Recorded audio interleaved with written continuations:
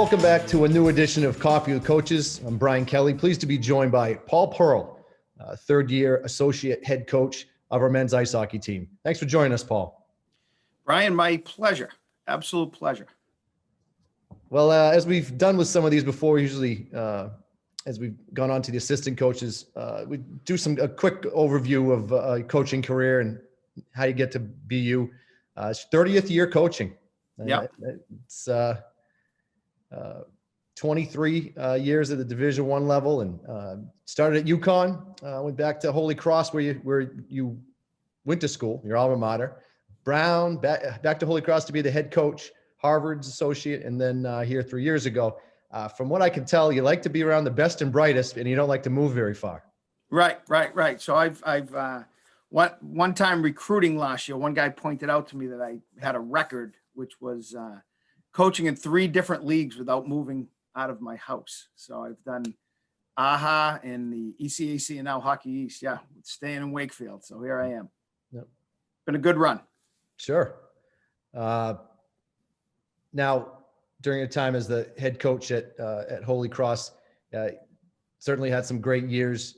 What was your favorite moment there? I mean, I'm sure that there's the obvious favorite in 2006, but I bet you have another good story to tell from your time there about a favorite moment.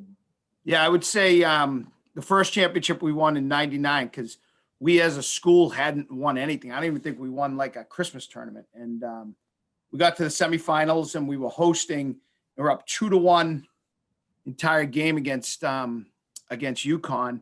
And they scored 2 quick goals and went up 3-2 with, a minute and a half left. And we pulled the goalie, scored, and then won in regulation and ended up winning that semifinal game and then went on to win the finals. But that game was really, really special because I felt like that was when we kind of broke through. And then after that, we won a couple more championships there and had a lot of success. But that was kind of the moment I feel like that we springboarded a bit as a program. Yeah. As I mentioned in 2006, the upset heard around the college hockey world, defeating Minnesota in the NCAAs. That was my first year at BU. I was actually in Worcester at the DCU arena for the regionals when it happened. And I remember we were all watching. We got it on one of the TVs, and pretty cool moment.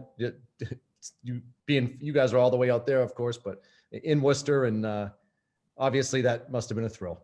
Yeah, it was unbelievable. We had, we had been 2 years before. And I had a good chunk of that team coming back. So we had lost to Nodak in 2004, 3-0, and played really well. And then, like I say, we had a lot of kids. We were an older, more mature team. And so that second time we went, we weren't, looking around for autographs. We kind of felt like we could do it. And we actually, the next night, we lost 5-2 with an open net to Nodak again at Nodak. So we had a really good team. And, the great thing about that was Minnesota had, I think, 14 NHL draft picks, and we had 7 pre-med majors. Yeah. So that was the thing our guy kept saying up in the booth. He was breaking that out early because I think he thought we were going to get killed, and then it turned out to be pretty good. And arguably started a run of Atlantic success in the tournament, and to this day, any team gets in that tournament, they can put up a win or two. Yeah, no question. I think that league, and especially now, even more so. I've been out 7 years now. We had, I think, 10 scholarships when I left, and the league had 14, but we had 10. And now I think the whole league has 18, like everybody else. And obviously, they're just going to keep adding more talent with that, more money. So yeah, that league's to be reckoned with. Certainly, if you get one in the tournament. Something our fans may not know about you, that you're also the baseball head coach. Yeah. How many years were you the head coach concurrently at the same time? 3. So I was the head coach 98, 99, and 2000. No, 99, 2000, 2001. And then I was also the assistant for the 4 years before that. So I coached baseball there for 7 years, and 3 of them as the head coach. So it was a great experience, a lot of fun.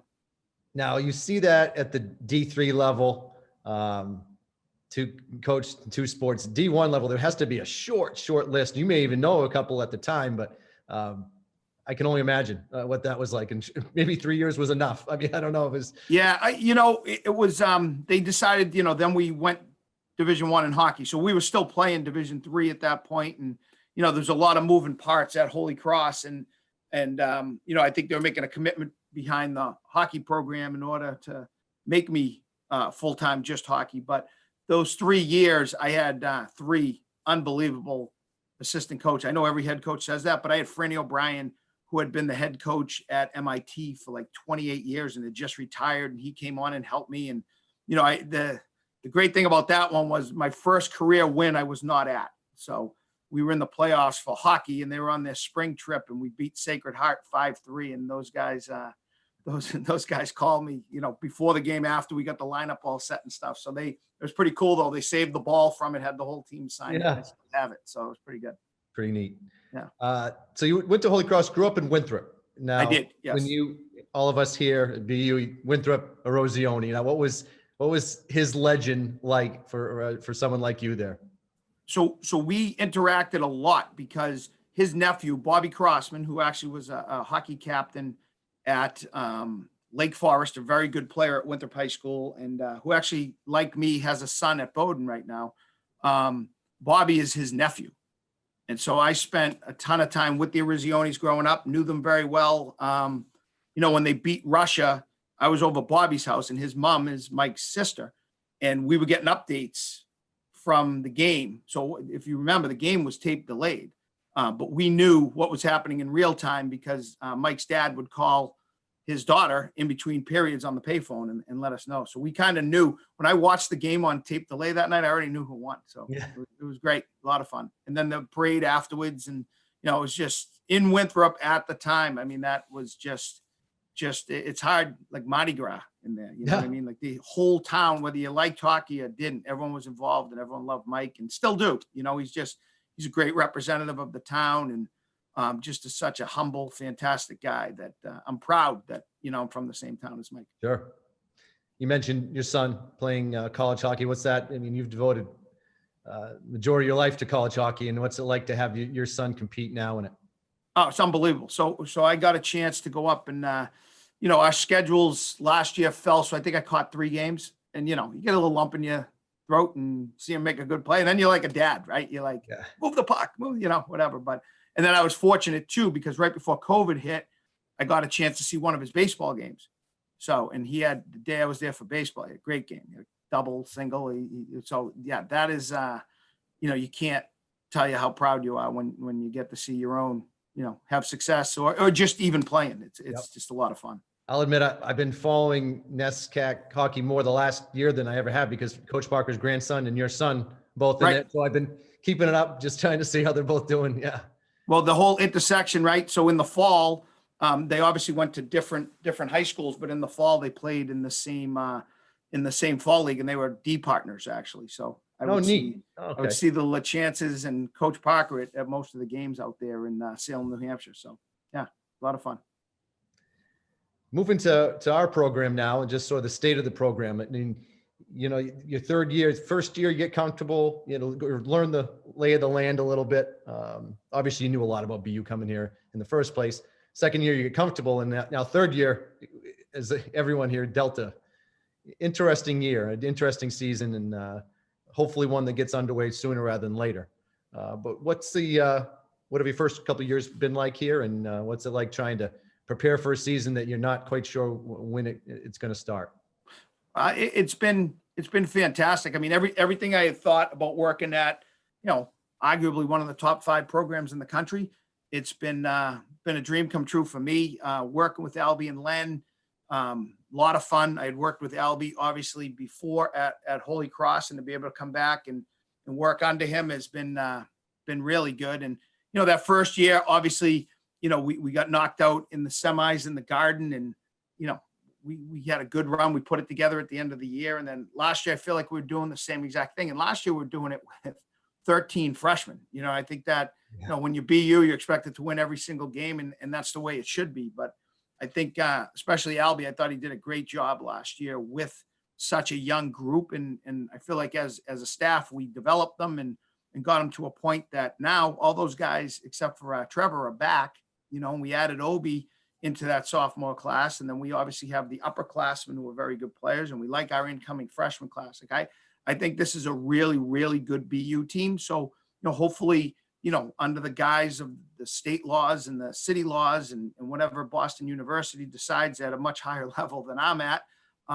hopefully we can play. Because if we do, I think we're going to be really, really good. And it'll be a lot of fun for the fans to watch us this year. We'll be fast. We'll be tough. We got a good decor. We got a really, really good goaltending group that any of them could do a good job for us. So, as a coach, you're really, really excited about a team like this. And, pandemic, no pandemic, we'll coach them every day, and they continue to get better and work hard. And they've been super, super mature and resilient through this whole thing, because as every program has had some stops and starts, and you can practice this day, and you have to have so many guys on the ice, not on the, and they, there hasn't been one, I'm not lying, not one iota of a complaint.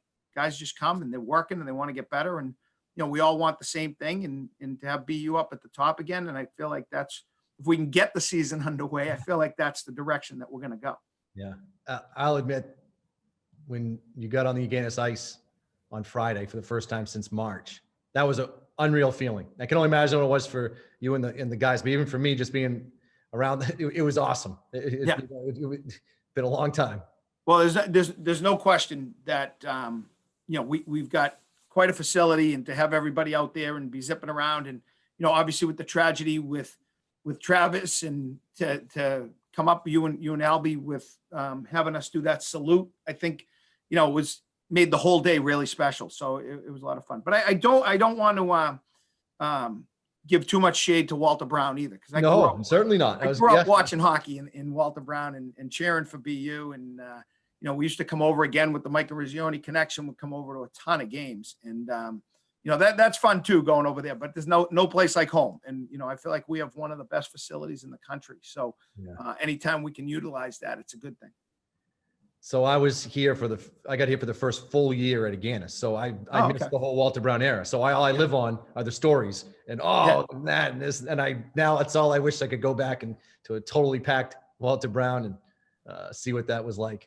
I don't think anybody can over exaggerate how loud that building got, because the ceiling was so low and they packed so many people in there, and the band and the whole thing, and just, that place had a little bit of a life of its own, and, we've had that at Agganis. It's just hard to, obviously get 6,000 a night.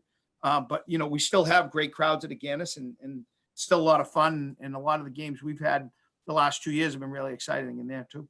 Yep.